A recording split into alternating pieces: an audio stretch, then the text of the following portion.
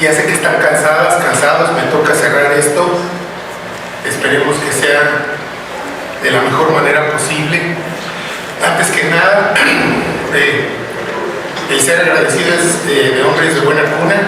Yo le agradezco a la maestra Altagracia Rocha por su invitación y por supuesto al Consejo Ecologista por esta invitación para hablarles desde el derecho, ¿no?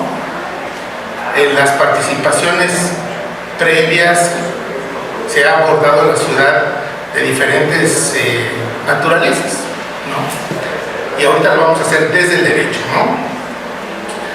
En la Universidad de Guanajuato tenemos una maestría que cursó Alta, que es en Sociedad y Patrimonio. Y hay una materia que enseñamos que es la de Derecho Internacional sobre Desarrollo Sustentable, ¿no? Siempre lo he dicho que el desarrollo sustentable, la sustentabilidad, es una forma de ver el patrimonio, ¿no? Es un puente que comunica a la ciudad, a la ciudadanía, a las personas con su territorio. Y ahorita lo voy a focalizar exactamente en el territorio. Y esto mucho tiene que ver con eso que está viendo ahí de área natural protegida. Entonces vamos a ver desde el derecho cómo puede ser un área natural protegida, cuáles son sus fundamentos.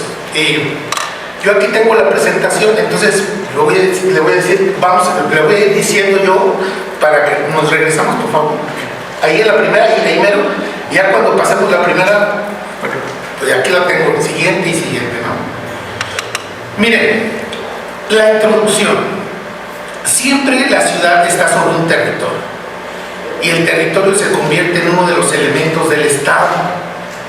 La forma de ver al territorio es una perspectiva que han planteado muchas, es desde la sustentabilidad. Y la sustentabilidad, la forma de ver el crecimiento de una ciudad de manera sustentable, es uno de los grandes retos que presenta la humanidad. No solamente en México, en América Latina, que es de donde tengo todas estas fuentes, han ido teniendo problemas con el territorio, el crecimiento de la población, la inadecuada planificación territorial, los marcos jurídicos vulnerables, la escasez de políticas públicas y particularmente la ausencia de acciones gubernamentales han generado grandes desequilibrios en el territorio y han generado que este territorio sea aprovechado pues por el que más puede, ¿no? O por el que más tiene. Entonces, la planeación del territorio desde la sustentabilidad implica verlo desde un enfoque integral, ver sus características, sus potencialidades, sus riesgos, sus problemas. La idea es visibilizar lo que existe a través de una planeación territorial ordenada. Por eso siempre lo he dicho y desde muchas perspectivas, la sustentabilidad es un proceso, no es algo que esté dado, es un camino en el que estamos. Y los actores sociales, la participación ciudadana, juegan un papel fundamental en esta planeación del territorio, porque nada está escrito. Podemos cambiar un plan de ordenamiento territorial siguiendo criterios que no obedecen a una real participación ciudadana. Entonces, se presenta en un gran proceso, pero ese proceso, fíjense, es gradual, es a largo plazo, no es algo de ahorita, de 2025, es un camino, y en la medida en la que estemos en ese camino, en esa medida vamos a ir creciendo para ver nuestro territorio. Siguiente, por favor. Entonces, desde el derecho internacional sobre desarrollo sustentable hay normas que aplican a las políticas públicas que los estados elaboran, principalmente porque son a través de estos tratados internacionales que obligan al Estado mexicano en su conjunto, que una vez que son creados, negociados por el presidente de la República conforme al artículo 89, fracción décima de la Constitución, y aprobados o ratificados por el Senado en términos del artículo 76, fracción primera de la misma Constitución, pues se convierten en la ley que nos regula a nosotros como mexicanos o mexicanas en términos del artículo 133 constitucional. Es decir, son normas ambientales que obligan y que le da también una cierta forma de ver al derecho a la ciudad. Políticas gubernamentales de acción afirmativa que buscan desde lo internacional un aprovechamiento adecuado, o lo que ahora se conoce como un derecho humano al desarrollo sustentable. Entonces, la ordenación del territorio, sin lugar a dudas, todos los autores que han consultado coinciden en ello, tiene que hacerse con la participación ciudadana. Y yo creo que este consejo ahí es donde participa de manera muy activa. La sociedad, la ciudadanía no puede permanecer callada. ¿Por qué? Porque finalmente es donde habitamos, donde vivimos, donde nos desarrollamos, donde crecemos y, ¿por qué no?, donde morimos. Entonces, es una problemática que se presenta sobre todo cuando se trata de los planes de ordenamiento territorial. ¿Qué abarcar? ¿Por qué no crear un área natural protegida, por ejemplo? Entonces, es un territorio en lo que no podemos tampoco perder de vista que también las personas realizan actividades económicas. No solamente se relacionan, sino realizan una actividad económica. Entonces, pensar que un territorio no tiene un alcance económico sería vivir en el error, porque por supuesto que tiene un alcance económico. La problemática se centra cuando solo es la visión económica la que guía la ordenación del territorio. Seguimos, por favor. Entonces, hay disposiciones claras internacionales que promueven la sustentabilidad del territorio, que hablan de la implementación de políticas públicas, sobre todo en planes de ordenamiento territorial, y en donde los ciudadanos tienen que involucrarse. Acuérdense lo que le dije, por eso empecé, es un gran reto, que no solamente lo tiene Guanajuato o México, sino lo tiene muchos países de Latinoamérica. Entonces, ¿cuál es una visión? Fíjense, si nosotros vivimos en Guanajuato, lo que dice el párrafo intermedio es que la gente local es la que debe de participar, porque es la que vive ahí, porque donde se da la problemática es donde están las personas, ¿no? Entonces, al final del camino, la ordenación del territorio tiene que tener un beneficio social, un beneficio a la población, y este beneficio es evidente muchas veces cuando no tomamos en cuenta todos aquellos recursos naturales que existen en el territorio, los destruimos, creamos zonas habitacionales, rompemos ciclos, ecosistemas, etcétera, etcétera. Entonces, este es un gran reto y lo planteo como reto. ¿Qué significa que haya normas internacionales que al obligarnos como Estado mexicano, esas normas internacionales nos obligan a ponerlas en práctica? No son letra muerta, no es algo que esté ahí para nada más verlo o leerlo, pero eso nos corresponde a algo que es muy importante. Fíjense, y siempre las partes de la diapositiva que quiero resaltar siempre la pongo con negrita para su conocimiento, pero fíjense, cuando hablamos de la planeación del territorio, normalmente lo vemos a través del establecimiento de políticas públicas sobre la materia. Es el gobierno el que es el encargado de elaborar esas políticas públicas. El gran reto está, ¿hasta qué punto la ciudadanía organizada participa en ese proceso de planeación del territorio? Ese es el gran reto. ¿Hasta dónde lo podemos hacer? Que implique, porque ya tenemos un sustento, la aplicación, la intervención de la sociedad organizada es una forma que está reconocida a nivel internacional, ¿no? Y es una forma muy importante, incluso en un tratado internacional recientemente aprobado, el convenio, el acuerdo de Escazú, en donde participa como una idea de justicia ambiental la participación de la sociedad. Entonces, fundamento jurídico internacional lo hay. Fundamento jurídico internacional lo hay. Pero ¿qué ha pasado? Fíjense, lo pongo ahí hasta con rojo, porque cuando vemos el patrimonio, pensemos en Cerro de la Bufa, ¿no? Hay dos visiones que rayan en lo ético, en lo valorativo, cuando hay algo axiológico que me permite a mí inclinarme hacia un lado o hacia otro, lo bueno, lo malo, ético. La ética tiene mucho que ver con la sustentabilidad y con el ordenamiento del territorio. ¿Por qué? Porque desde la ética podemos tener dos visiones. La antropocéntrica, que es la que privilegia el aprovechamiento, es la que privilegia. ¿Sí lo están viendo ahí, verdad? No, ya. Vamos a cambiarla, por favor, para que lo vayan viendo. Ahí está. Muchas gracias. La antropocéntrica, que es la que ve al ser humano como el centro de todo el beneficio social. Es decir, si me trae un beneficio a mí como persona, como ser humano, entonces lo cuido. ¿Por qué? Porque es un beneficio para la población, es un beneficio para los habitantes, es un beneficio para los intereses económicos que están en un determinado territorio, no solamente territorio o área superficial, sino también territorio marítimo. O la etnocéntrica, que es la que tiene Ecuador, la Pachamama, en donde protegemos el territorio, protegemos las especies, protegemos el paisaje, simplemente por el hecho de que existen los paisajes. Y entonces, sobre todo cuando tenemos territorios que han sido ocupados por pueblos originarios que han desarrollado sus propios usos y costumbres y que les han permitido aprovechar su territorio de manera sustentable, ¿no? Entonces ya nos empieza a decir algo. El territorio, el aprovechamiento del territorio, planes de ordenamiento, tienen que ver con un beneficio social, no solamente de un sector, sino un beneficio social, uno.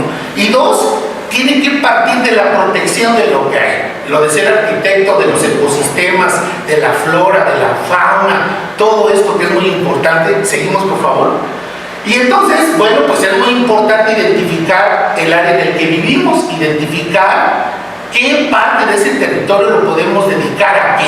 Es decir, determinar los usos de suelo, determinar las implicaciones sociales, culturales de una determinada zona y que tiene que ver con una idea de sustentabilidad. Entonces, cuando vemos al territorio visto así, lo estamos viendo de una manera sustentable y la forma de llevarlo a la realidad, por eso insisto mucho, es a través de los instrumentos de planeación, los planes de ordenamiento territorial. No hay otra forma hasta el momento.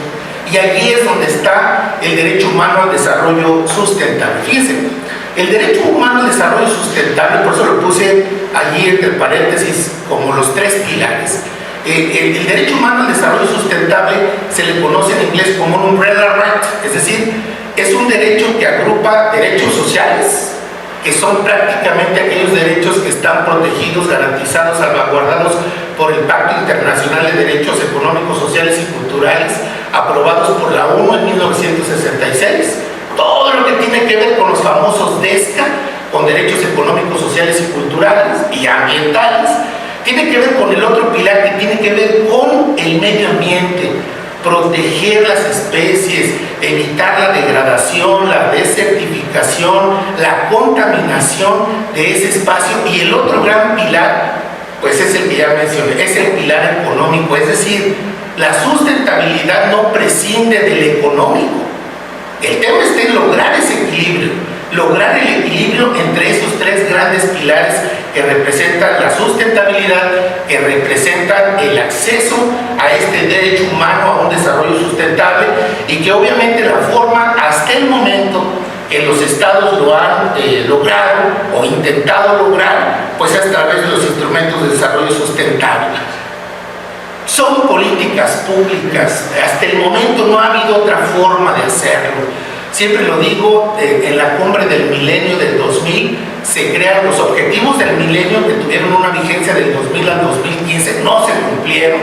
Y ahorita tenemos, lo puso el arquitecto en una foto ahí, los ODS, los Objetivos de Desarrollo Sustentable, cuya vigencia está del 2015 al 2030. Entonces tenemos 5 años para cumplir con esos objetivos. ¿Y saben qué? Guess what?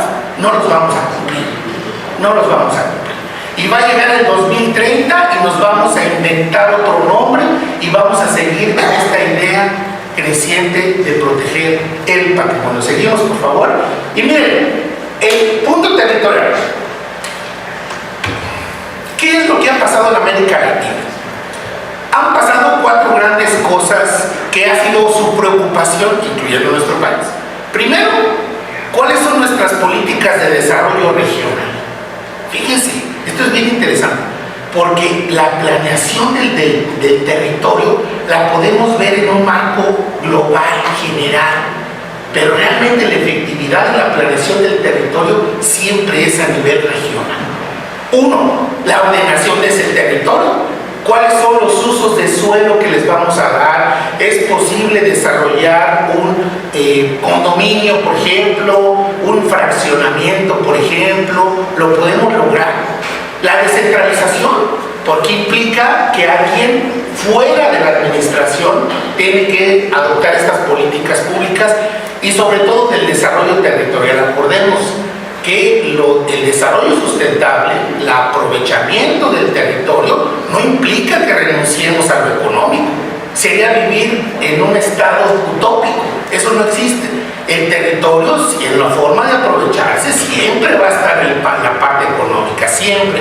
Incluso desde el punto de vista del derecho internacional, forma parte de uno de los tres grandes pilares del desarrollo sustentable. El tema está el equilibrio, el proceso, cuando lo económico invade los otros pilares y los acaba, ¿no? Y se imponen pues muchos temas que tienen que ver con eso.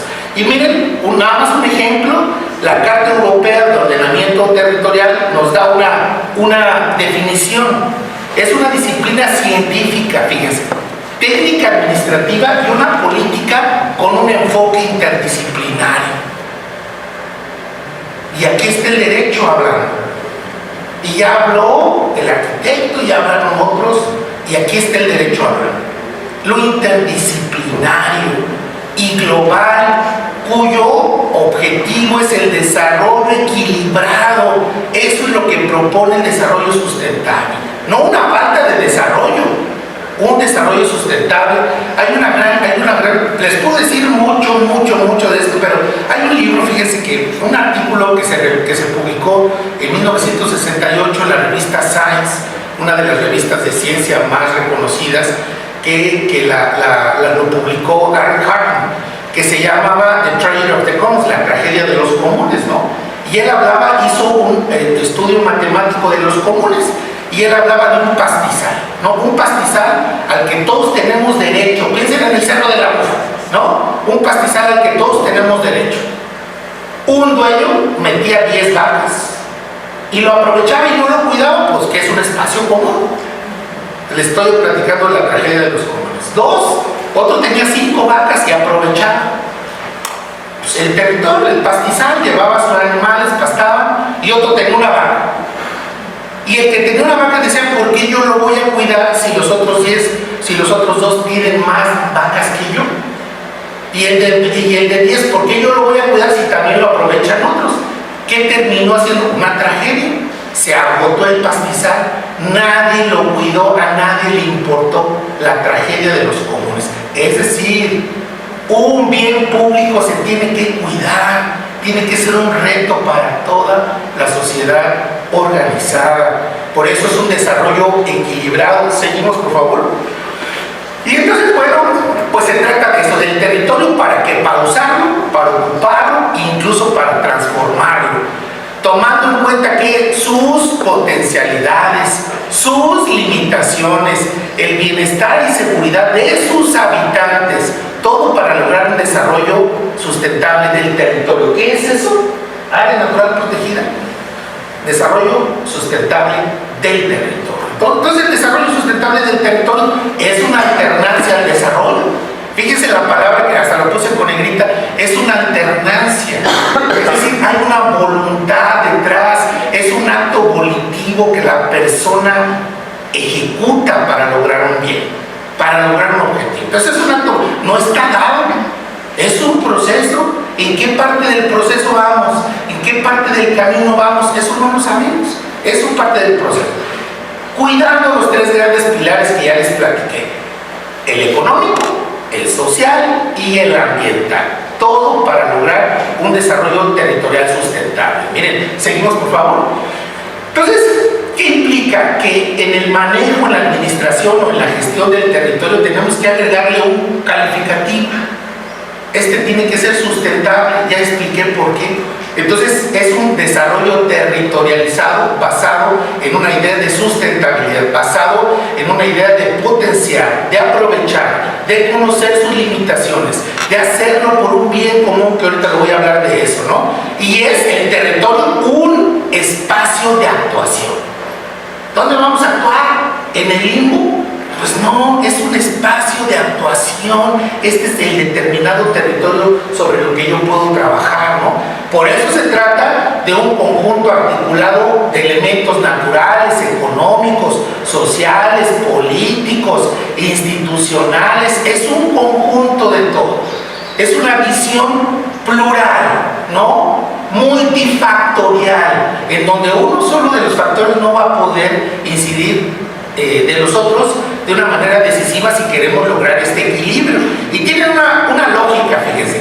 Tiene una lógica porque se trata de establecer competencias, áreas de oportunidad, involucrar determinadas dependencias, interrelacionarlas entre sí a diversas escalas jerarquizadas, si es con un director, si es con un operador.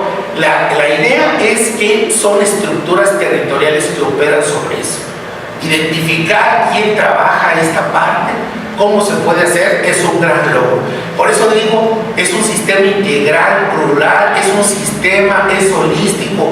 Y aquí en lo último, pues utilizo otro gran autor alemán. Ya les estoy bombardeando de autores, pero pues hasta soy académico, perdonen ustedes. Pero hay otro autor alemán que estableció la famosa teoría de sistemas de Bertalanffy, ¿no? Entonces, la sociedad la podemos ver con un enorme sistema. Y dentro de ese sistema hay subsistemas. Un subsistema es el jurídico, otro es el social, el político, ¿no? El estructural, y todos tienen que ver con una idea de sociedad, ¿no? Es una pluralidad, es una integralidad, y en donde pues no hay un enfoque unidimensional, sino más bien pluridimensional. Seguimos, por favor. Y nada más es esa grafiquita, pues la siguiente, por favor. Miren esa gráfica. Nada más para que vean cómo el territorio puede ser visto desde su historia, desde la parte económica, desde la parte religiosa aquí en Guanajuato, ¿no? La peregrinación que se hace cada 31 de julio, importantísima, la ambiental, la cultural, los usos y costumbres, todo es una forma pluridimensional de ver el territorio, ¿no? No es una sola forma o visión, sino es algo que va en conjunto desde el derecho, desde el derecho. Seguimos, por favor. Y entonces, ¿qué es el desarrollo sustentable? Fíjense, el desarrollo sustentable, muchos le deben, eso lo voy a mencionar en la diapositiva y cuando lo haga me la voy a saltar. Muchos se lo deben a un grupo religioso católico. No es una palabra que pertenezca a nuestro lenguaje, ¿no? Sustainable development, sustainable. Son palabras que se aglutinaron en otro idioma que no es el nuestro, que es el español, ¿no? Después, la Unión Internacional sobre Conservación de la Naturaleza aglutina o da un concepto de desarrollo sustentable, que ahora después nosotros lo mexicanizamos o lo españolizamos, como digo, y en lugar de denominarle sustentable, le denominamos sostenible, que es exactamente lo mismo, pero pues que es una forma ahí de estarnos haciendo pelotas honestamente con una palabra, ¿no? Entonces, es ese el desarrollo que satisface las necesidades de la generación presente sin comprometer la capacidad de las generaciones futuras para satisfacer sus propias necesidades. Este concepto lo tomó en el reporte Harley, en el reporte Brundtland, emitido dentro del seno de las Naciones Unidas en la Comisión de Medio Ambiente y Desarrollo, que elaboró un reporte muy famoso que fue Our Common Future, nuestro futuro común, y en donde se establece pero ¿qué tipo de necesidades? ¿Básicas? ¿De confort? ¿O de lujo? ¿Hasta qué punto algo que tenemos se convierte ya no en una necesidad básica, en una necesidad de lujo? Y siempre pongo el esquema o el ejemplo de los zapatos. Podemos tener nuestro closet con 40 pares de zapatos y usarlo de vez en cuando, o compro un nuevo par para que combine con el nuevo pantalón que acabo de comprar. Pero no me pongo a pensar toda la cantidad de recursos naturales que se utilizan para fabricar ese zapato. Y no solamente la fabricación, sino cuando ya no lo usen, la contaminación. ¿Qué tipo de necesidad? ¿Básica? ¿Esencial? ¿De confort? ¿O de lujo? Seguimos, por favor.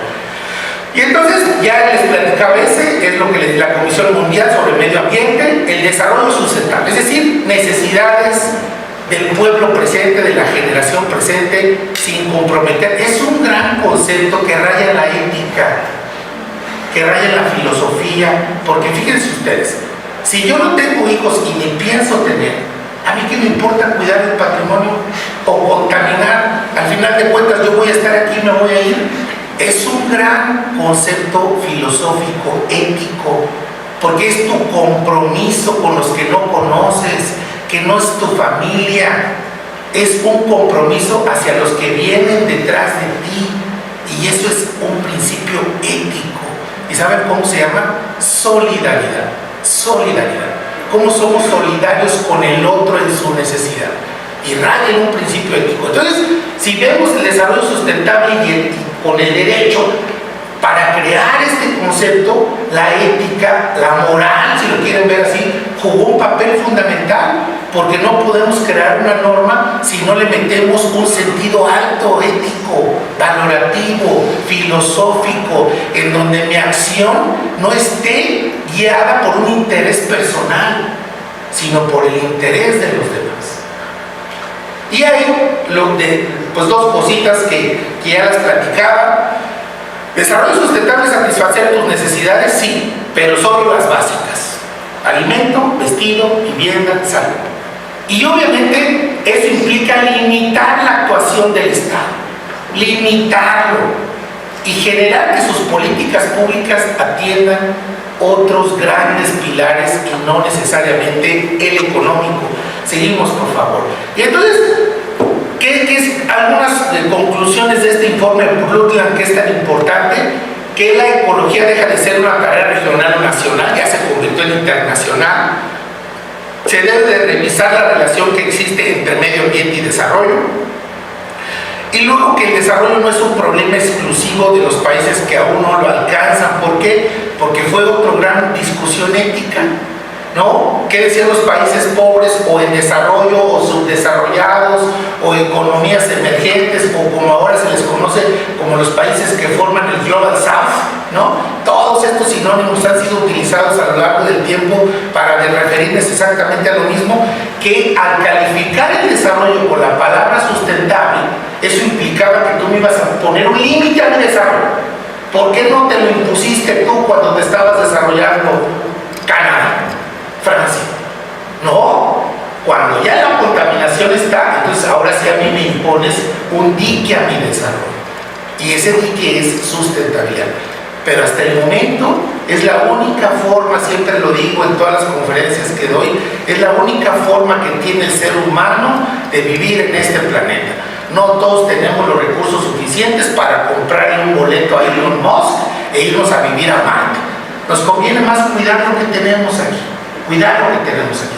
El territorio es una visión de ver nuestro propio planeta con una visión filosófica, ética, pero que hasta el momento el ser humano no ha encontrado otro camino. Seguimos, por favor.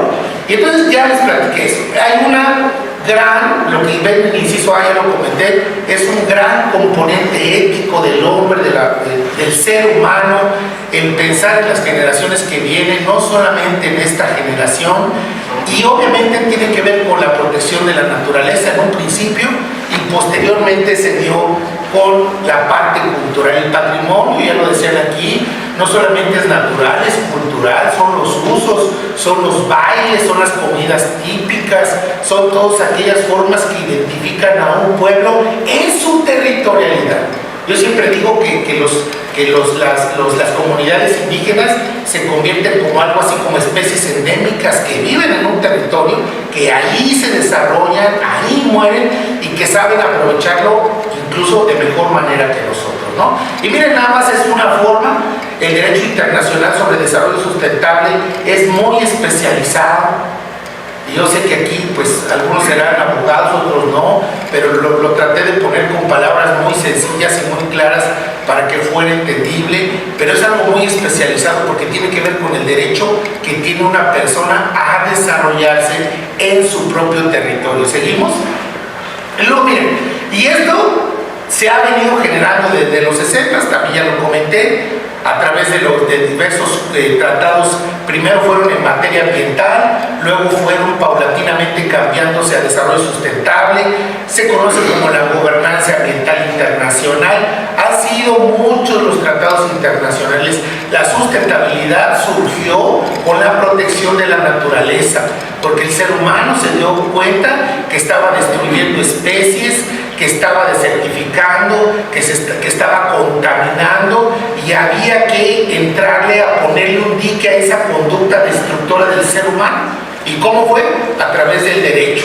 Siempre que una conducta rebasa un canon social establecido, siempre entra el derecho. Siempre entra el derecho, o lo permite, es un derecho permisivo porque quiere que esa conducta sea repetitiva, o es un derecho prohibitivo porque quiere que nadie más lo pueda hacer, ¿no? Y si lo haces, pues hay como consecuencia una sanción. Y ha habido multiplicidad de temas que se han tocado desde lo ambiental, ahí solamente les puse algunos: protección de las aves, el calentamiento global, la contaminación por hidrocarburos y por supuesto el desarrollo sustentable, sostenible, con una política de acción. Una política de acción. Y ahí vuelvo a retomar el tema de la participación ciudadana. No es solo un tema del gobierno, es también de la sociedad organizada. Seguimos, por favor. Y entonces, ya para ir metiendo un poco más a cómo estamos en nuestro país, bueno, pues estas políticas primero fueron con los objetivos del milenio, ahora son con los ODS, generan ciertos parámetros para los estados, es lo que se conoce como el derecho débil o el soft law. ¿Por qué? Porque es un derecho que le faltan los dientes, no es un derecho que podamos imponer todavía, no hay un esquema de sanciones. Si cumples o no cumples con los ODS, no te preocupes, México. Lo importante es que tú desarrollaste políticas públicas para incidir en su cumplimiento. Y por eso digo, mientras esto siga siendo así a nivel internacional, así como pasó con los objetivos del milenio, así también va a pasar con los objetivos de desarrollo sustentable. No se van a cumplir. ¿Por qué? Porque no es un derecho fuerte, no es un derecho en donde exista una sanción. Si no cumples, te sanciono, no la dan. Seguimos, por favor. Y bueno, es un derecho humano el desarrollo. ¿Qué es esto? ¿Cómo es visto el desarrollo humano, el desarrollo sustentable? Pues como una visión antropocéntrica, es decir, cuido y protejo solo aquello que le da un beneficio al ser humano. No tenemos una visión etnocéntrica. Los ecuatorianos sí la tienen, ¿no? De hecho, alguien puede incluso interponer una especie de amparo cuando se ve vulnerado o se contamina un río. Hay una persona jurídica que representa ese río. Es lo que se conoce como la Pachamama, que ellos tienen una visión etnocéntrica. En Ecuador nosotros no. En México nosotros, y a nivel internacional en términos generales, es una visión antropocéntrica. Es decir, solamente cuidamos y protegemos desde el derecho aquello que le trae al ser humano un beneficio. Seguimos. Y bueno, hay muchos tratados. Me voy a saltar todos estos porque no quiero abusar de su tiempo. Estoy contando acá, ya sé que están muy cansadas y cansados. Yo soy el último, ¿no? Y no voy a tomarles más tiempos. Simplemente hay muchos principios, muchos tratados internacionales que nos hablan del desarrollo sustentable, sostenible. El primero es la Declaración de Estocolmo. Les pongo algunos artículos, principios, el 1, el 11, el 17, el 21. Siempre cuidar el territorio, cuidar el patrimonio desde la sustentabilidad, y eso implica protegerlo, mejorarlo, respetar sus potencialidades a través de políticas públicas. Seguimos, por favor. Y obviamente esto entra en el principio 21, algo muy importante, que es lo que voy a... El Estado mexicano, en nuestro caso, tiene el poder soberano de aprovechar sus propios recursos naturales. Eso es indudable, ¿no? La forma está en que nosotros como mexicanos y mexicanas tenemos que decidir esa forma de aprovechamiento. Seguimos, por favor, la siguiente.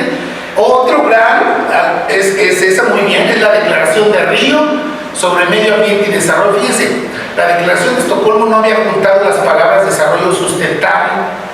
No fue sino hasta la Declaración de Río del 92, en donde ya se juntan las dos palabras, desarrollo sustentable, y luego desde el principio 1 deja claro que desde lo internacional la visión imperante es la visión antropocéntrica. Los seres humanos constituyen el centro de las preocupaciones desarrolladas con el desarrollo sustentable. Es una visión antropocéntrica del desarrollo sustentable. Solamente cuido un río en la medida en la que me trae un beneficio. No estamos como Ecuador. Seguimos, por favor. Y en otros principios, el 2, el 3 y el 4, siempre es un proceso. Si les he venido diciendo, del desarrollo sustentable es un proceso. No es algo que esté dado. Siempre lo veo también incluso desde el punto de vista constitucional con el carácter de Estado federal que tiene nuestro país. El federalismo no es algo dado, es un proceso. ¿En qué parte de ese proceso vamos o cómo incidimos en ese proceso? Eso es lo relevante. A lo mejor nos vamos a morir y vamos a seguir en el proceso, sí, pero en el tiempo que a mí me tocó, ¿qué tú hiciste para incidir en ese proceso? Y el haber aceptado esta invitación de Altagracia y del Consejo como una forma del acceso universal al conocimiento, me salgo de las aulas universitarias y vengo aquí por esa idea, ¿no?, de aportar algo nosotros desde la academia, ¿no?, para poder fortalecer una idea de desarrollo sustentable en esta idea de acceso universal al conocimiento, que no solamente aquellas personas que tienen la posibilidad o los recursos de acudir a la universidad, de pagar, puedan aprender, ¿no?, sino que a través, pues también de esto lo puedan todos hacer. Las invito a que visiten mi canal de YouTube. Ahí están todas mis conferencias y pues obviamente esa es la idea, el acceso universal al conocimiento. Seguimos, por favor. Y otros principios, ya me voy a saltar a la otra. Miren, ya en el 2000, donde ya hablé mucho de eso, se establecieron los objetivos del milenio, a cumplirse en el 2015, no se cumplieron. Vino la cumbre de Johannesburgo, ahí se abordó un tema que era lo que era el desarrollo, pero insostenible.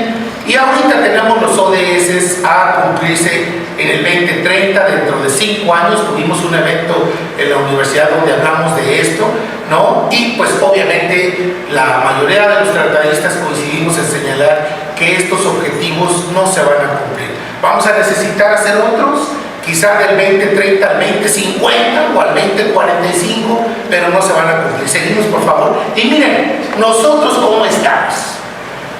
Fíjense, todo lo del territorio está regulado constitucionalmente partiendo de nuestra norma fundamental, que es la Constitución. Y la Constitución lo señala claramente en el artículo 27. Y señala lo que ya les platiqué, que la propiedad de tierras y aguas pertenece a la nación. Y fíjense lo que dice: y pueden transmitir el dominio de ellas a los particulares. Pero fíjense lo que dice: va para ello, para que alguien pueda tener una casita, se van a dictar medidas para ordenar los asentamientos humanos. No puedo llegar a construir una casa en un territorio donde no se puede, no lo puedo hacer. Por asentamientos humanos, establecer provisiones, uso, reservas y destinos de tierras. Reservas y destinos de tierras. ¿Para qué? Para fundar, conservar, mejorar todo lo que tiene que ver con los centros de población, lograr un equilibrio entre ellos y evitar la destrucción de los elementos naturales. Eso dice nuestra Constitución. Fíjense cómo de lo internacional nuestra Constitución lo recoge en el 27. Siguiente, por favor. Y otro gran, que es ahí donde está esta parte, otra gran ley es la famosa ley GEPA, la Ley General de Equilibrio Ecológico y Protección al Ambiente.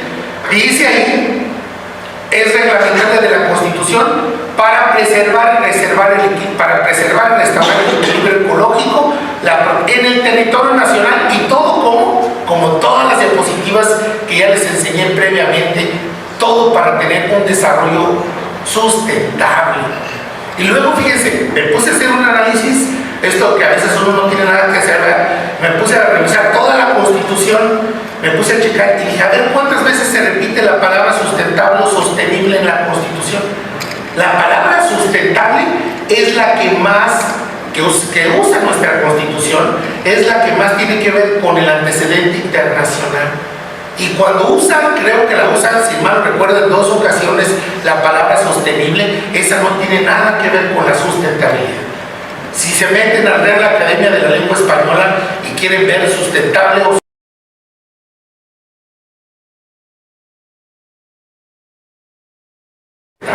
¿qué es ordenamiento ecológico del territorio?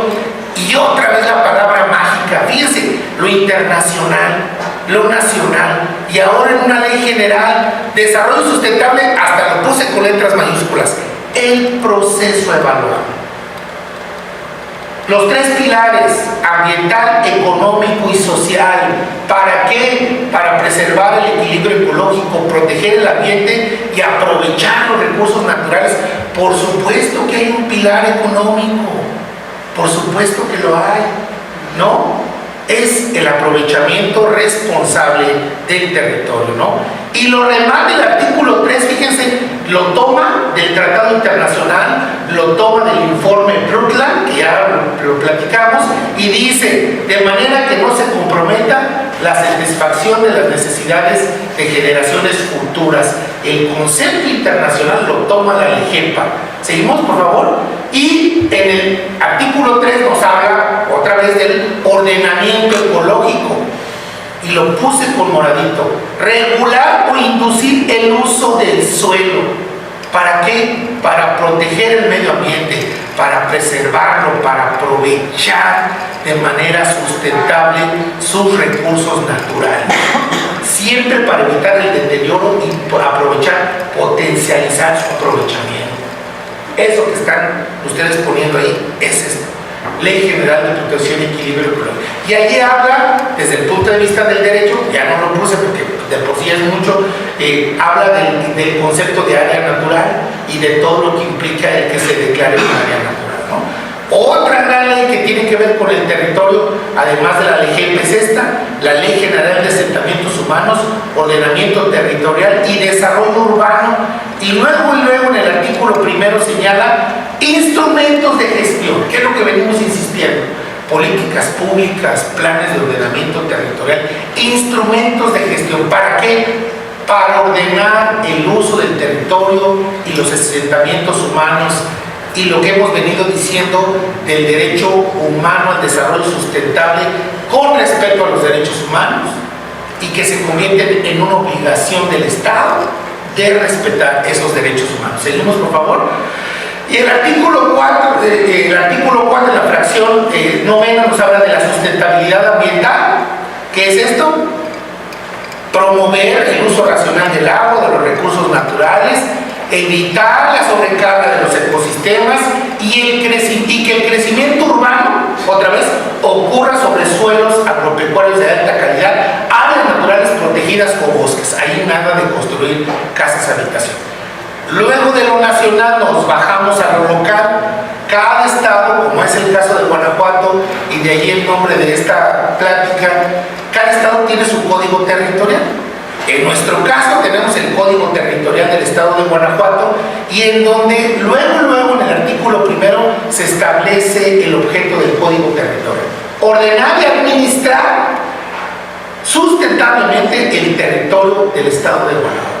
Otra vez la palabra mágica: sí al aprovechamiento del territorio, pero de manera sustentable, con pleno respeto a los derechos humanos, y ya sabemos por qué. Por los tres grandes pilares del desarrollo sustentable. Seguimos, por favor. Luego el artículo 2 en su fracción 28 dice el ordenamiento sustentable del otra vez, instrumentos de política pública, planes de ordenamiento territorial que tienen que velar por un crecimiento equilibrado, sustentable, en donde se escuchen las necesidades de la población y que ésta tenga la posibilidad de satisfacer sus propias necesidades económicas dentro del territorio.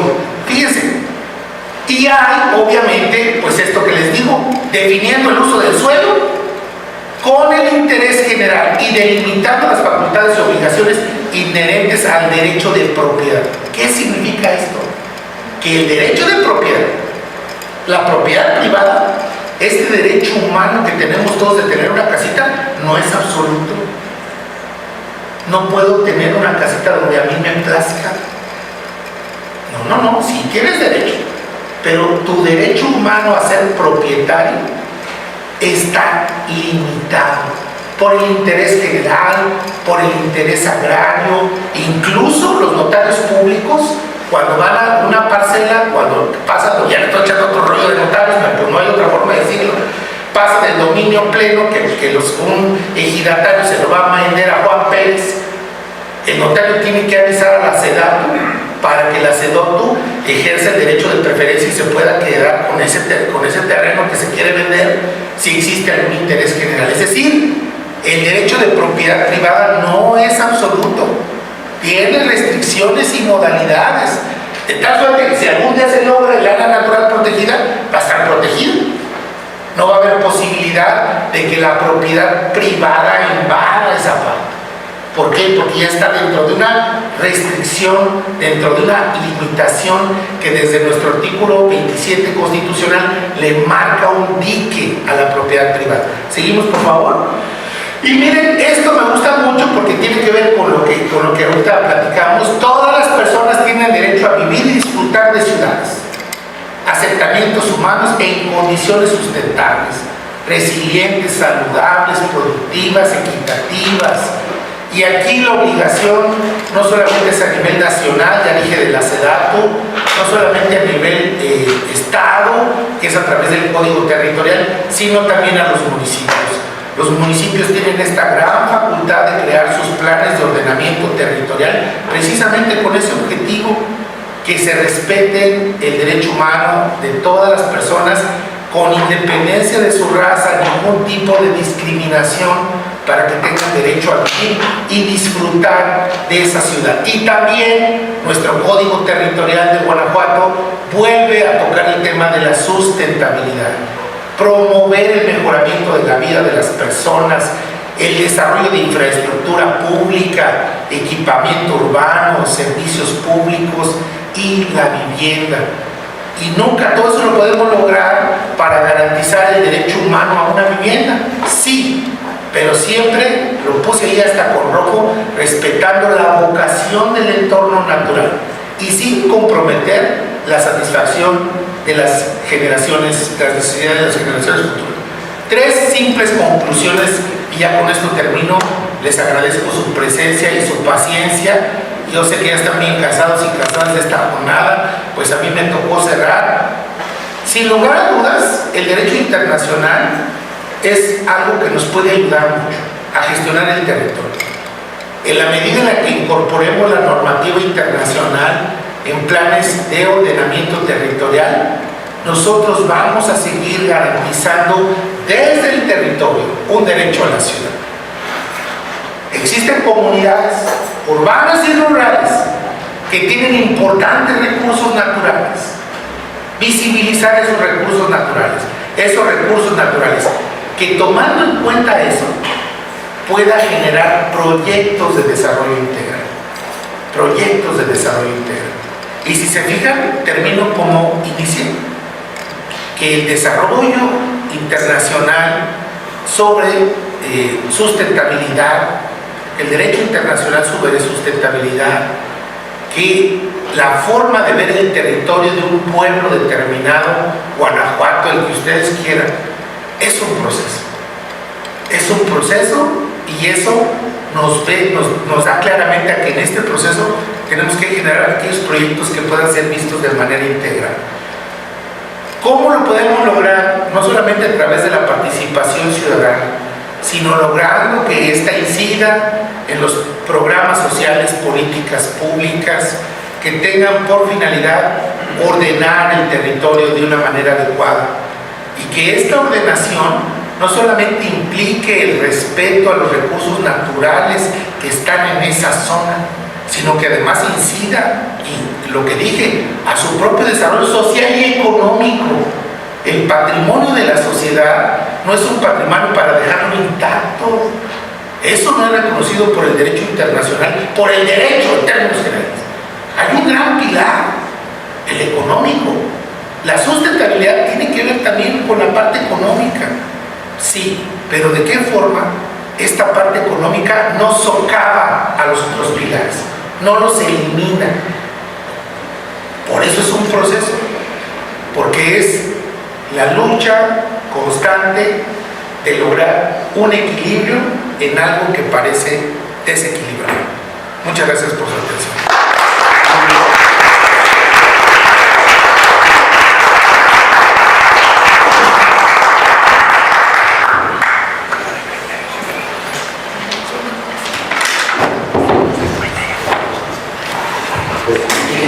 gracias. Agradecemos muchísimo al doctor Olguín. Le entregamos también su reconocimiento. Y pues con mucha claridad se puede destacar la importancia del territorio y la sustentabilidad que tanto nos enseñó el doctor Olguín. Entonces me parece pues que hay muchísimas cosas que reflexionar.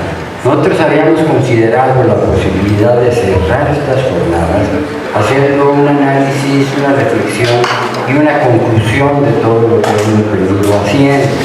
Pero me parece pues que el tiempo nos ha rebasado y queremos sugerirles, a manera de sugerencia, que si nos permitieran hacer una relatoría de todo lo que sucedió en la mañana y podérselas enviar, o sea, nosotros con muchísimo gusto lo podemos hacer, ¿no?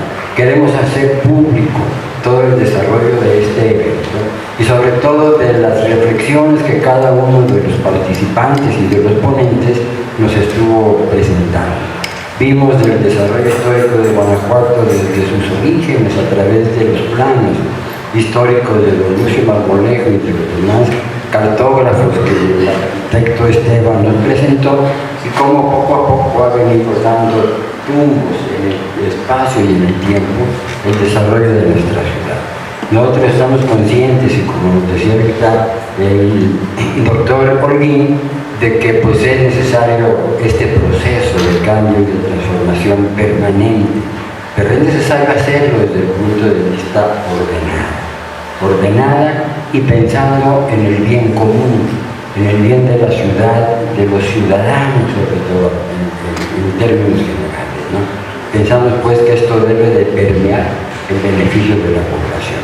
El territorio de Guanajuato no se limita únicamente al centro histórico.